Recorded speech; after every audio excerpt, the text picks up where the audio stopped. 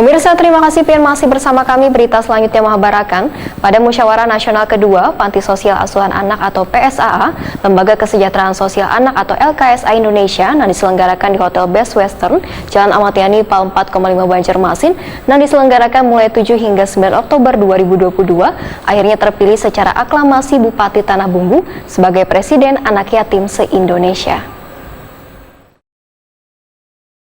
Pada Musyawarah Nasional kedua Panti Sosial Asuhan Anak PSSA, Lembaga Kesejahteraan Sosial Anak LKSA Indonesia yang diselenggarakan di Hotel Best Western Jalan Ayani Pal 4,5 Banjarmasin yang diselenggarakan mulai 7 hingga 9 Oktober 2022, akhirnya terpilih secara aklamasi Bupati Tanah Bumbu Dr. Haji Muhammad Joela Adjar sebagai Presiden Anak Yatim se-Indonesia. Dr. Haji Muhammad Joela Adjar mendapat dukungan dari Korwil Nusa Tenggara Timur, Lampung, Sulawesi Selatan, Kalimantan Utara, Nusa Tenggara Barat, Daerah Istimewa Yogyakarta, Bali, Kepulauan Riau, Sumatera Barat, dan Kalimantan Selatan.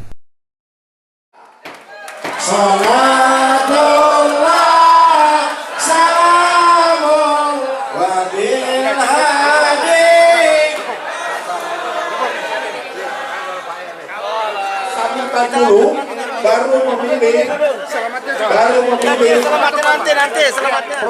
Presiden Anak Yatim se-Indonesia Dr. Haji Muhammad Joela Adjar Wetakuni Prima TV usai pemilihan malam Minggu 8 Oktober 2022 bersyukur pelaksanaan kegiatan Munas berlangsung tertib, lancar, dan sukses. Abah Anak Yatim ini pun mengucapkan terima kasih telah dipercaya peserta Munas untuk membawa organisasi Pornas PSAA LKSA ini lebih baik lagi ke depannya. Bupati Tanah Bumbu ini menyatakan akan fokus memperjuangkan pendidikan semerata anak yatim di Indonesia yang harus mendapatkan pendidikan yang layak dan wajib diperhatikan serta dibantu.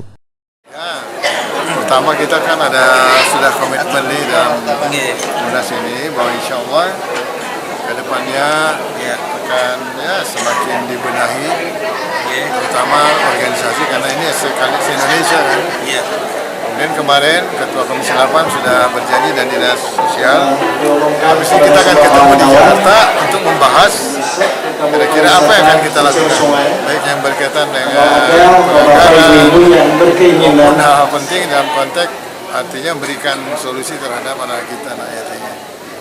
Tapi yang paling utama yang kita putuskan adalah pendidikan, insya Allah.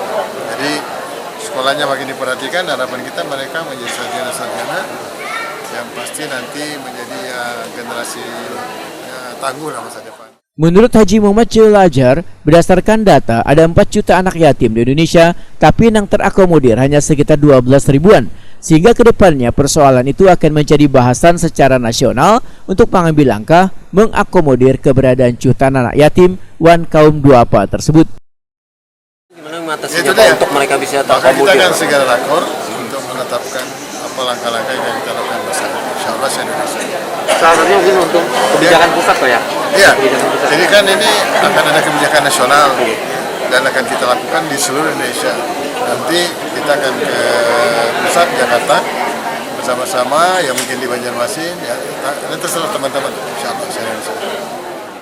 Dalam pelaksanaan Munas yang mengangkat tema perubahan paradigma pengelolaan organisasi untuk meningkatkan pelayanan wan pengasuhan ini dihadiri lebih dari 600 peserta se-Indonesia. Ditampilkan pula kreativitas mulai dari tarian hingga pembacaan surah Al-Quran dari Istana Anak Yatim Tanah Bumbu, Kalimantan Selatan.